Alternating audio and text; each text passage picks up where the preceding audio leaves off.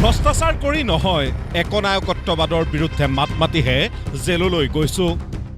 आज आपका बेटा दोबारा जेल जा रहा है, इसलिए नहीं कि मैंने कोई भ्रष्टाचार किया है, इसलिए कि मैंने तानाशाही के खिलाफ आवाज उठाने की जरूरत की है। 21 দিনৰ অন্তৰ্বৰ্তীকালীন জামিনৰ ম্যাদ শেষ কৰি পুনৰ জেললৈ অৰবিন্দ কেজৰিৱাল।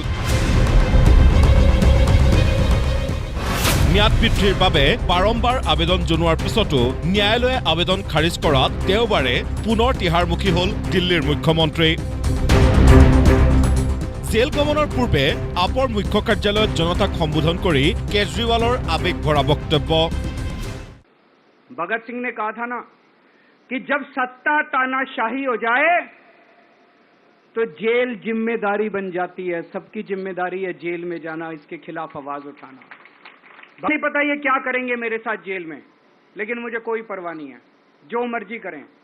अगर भगत सिंह फांसी पे चढ़ गए, मैं भी फांसी पे चढ़ने के लिए तैयार हूं।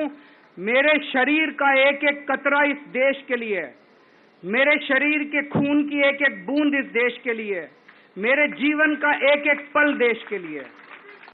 21 দিনৰ নিৰ্বাচনী প্ৰচাৰৰ মাজত আটাইতকৈ ভাল লগা কথা বুলি কেজৰিৱালে ক'লে, हमारे देश के सामने प्रधानमंत्री श्री नरेंद्र मोदी जी ने यह कबूल किया कि उनके पास मेरे खिलाफ रत्ती भर भी सबूत नहीं है। प्रधानमंत्री जी कहते हैं मैं मानता हूं कि केजरीवाल के खिलाफ कोई सबूत नहीं है, मैं मानता हूं कि केजरीवाल के खिलाफ कोई रिकवरी नहीं है, क्योंकि केजरीवाल अनुभवी चोर है। चलो मान लिया मैं अनुभवी चोर हूं, तुम्हारे पास सबूत तो नहीं है, तुम्हारे पास रिकवरी तो नहीं है, तो यूं ही डाल दिया मेरे को जेल में। পুৰানীতি কেলেংকাৰীৰ সন্দৰ্ভতো প্ৰশ্ন কেজৰিৱালৰ कि भाई ये कह रहे हैं 100 करोड़ रिश्वत ली, 100 करोड़ रिश्वत ली, वो 100 करोड़ कहां गया? 500 से ज्यादा जगह तुमने रेड मार ली, कहीं 54 मिली हो, 58 मिली हो, 1 रुपया मिला हो, कहीं हमने खर्च किया हो, कहीं कैश पड़ा हो, कहीं लॉकर में मिला हो, कहीं स्विस बैंक में मिला, कहीं 54 नहीं मिली, तो पैसा कहां गया? ইয়াৰ লগতে শনিবাৰে প্ৰকাশ পোৱা এক্সিট পোলক ভুৱা আখ্যা দিলে কেজৰিৱালে। अभी कल एग्जिट पोल आए हैं, मेरे से लिखवा लो सारे एग्जिट पोल फर्जी हैं, बिल्कुल फर्जी हैं। एक एग्जिट पोल वाले ने राजस्थान में टोटल 25 सीट है, उसमें 25 में से 33 दे दिए उन्होंने बीजेपी को। ইভিএম টেম্পাৰিং কেনেদৰে ধৰা পেলাব? দলীয় কৰ্মকৰ্তা আৰু ইণ্ডিয়া মৰ্চাৰ আন্দোলনৰ কৰ্মীসকলক বিশেষ আহ্বান কেজৰিৱালৰ।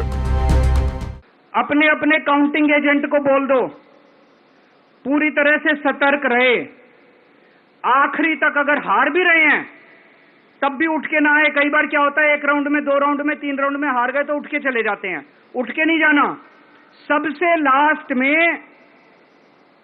रैंडम जितने बूथ होते हैं, ईवीएम मशीन होती है, उसकी पर्चियां पड़ती हैं, उन पर्चियों में से 5% पर्चियां उठाई जाती हैं, उन 5% ईवीएम की मैचिंग वीवीपैट की स्लिप से कराई जाती है। वीवीपैट पे जो स्लिप है उसकी काउंटिंग होती है, जैसे बैलेट पेपर की काउंटिंग होती थी, और उसकी काउंटिंग और ईवीएम की चेकिंग होती है दोनों की। एक भी मशीन अगर मैच ना करे तो वहां चुनाव रद्द कर दिया जाता है। ইয়াৰ লগতে ফলাফলৰ পূৰ্বে ভুৱা এক্সিট পোলৰ প্ৰচাৰৰ অভিযোগেৰে কাৰণ ব্যাখ্যা কৰিলে কেজৰিৱালে।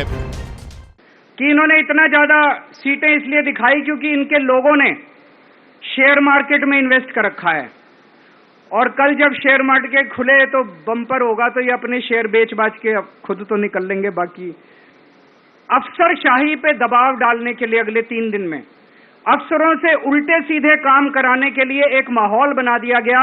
भाई आ तो हम ही रहे हैं, तो हमारी बात मानो, उल्टे सीधे काम करो, काउंटिंग में गड़बड़ कराएंगे, सब कुछ करेंगे।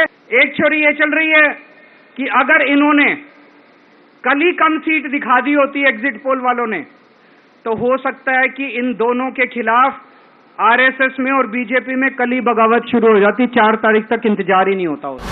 উল্লেখ্য 5 জুনত পুনৰ কেজৰিৱালৰ জামিন আবেদনৰ শুনানি হ'ব ৰোজ এভিনিউ আদালতত। নেশ্যনেল ডেস্ক, প্ৰতিদিন টাইম।